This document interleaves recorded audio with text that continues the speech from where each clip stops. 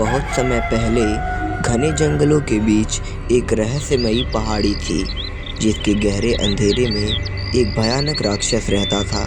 निशाचर वह कोई साधारण प्राणी नहीं था, बल्कि एक अमर जीव था, जिसका छूना ही किसी को भी उसके जैसा बना देता था।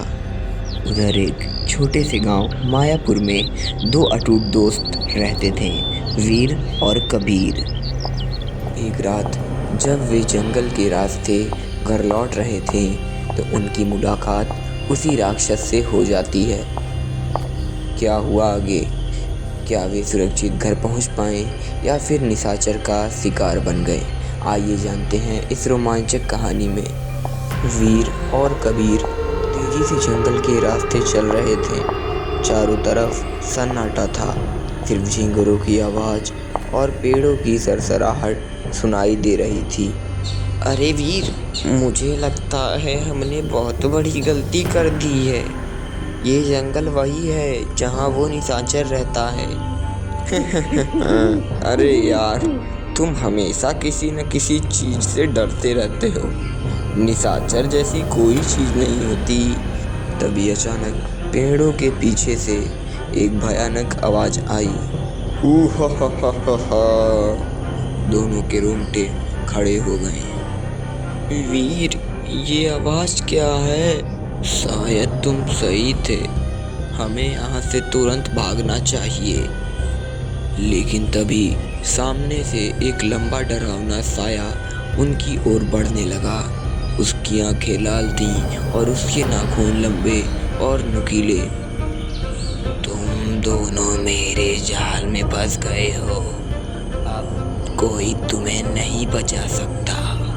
वीर और कबीर तुरंत पीछे मुड़कर भागे। पेड़ों की घनी छाया में उन्हें रास्ता ढूंढना मुश्किल हो रहा था। वीर, मैं नहीं भाग पा रहा।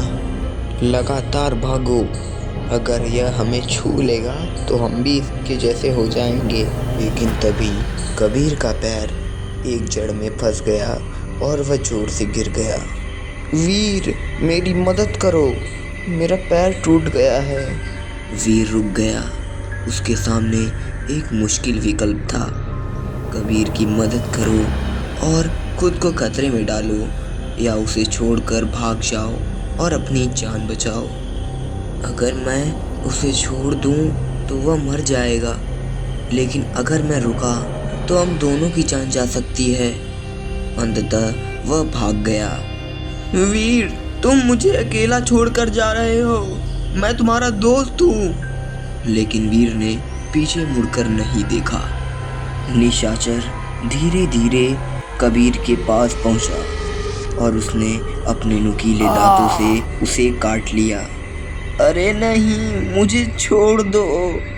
लेकिन बहुत देर हो चुकी थी। कुछ ही पलों में कबीर का शरीर बदलने लगा।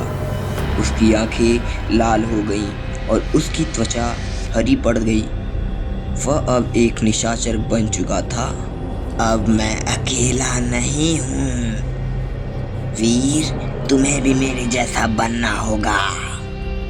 वीर धीरे से अपने घर पहुंचा और दरवाज़ा बंद करके सिसकने लगा। उसकी पत्नी मीरा ने उसे परेशान देखा। वीर, तुम इतने डरे हुए क्यों हो? मैंने कबीर को उस राक्षस के हवाले छोड़ दिया। मैं एक कायर हूँ। तुम्हें उसकी मदद करनी चाहिए थी। दोस्ती का मतलब सिर्फ खुशियाँ बांटना नहीं, बल्कि मुसीबत में साथ देना भी होता है।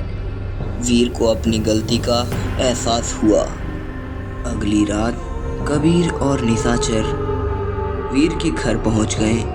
वीर, बाहर आओ, मैं तुम्हें अपने जैसा बनाना चाहता हूँ। वीर ने हिम्मत जुटाई और बाहर आया।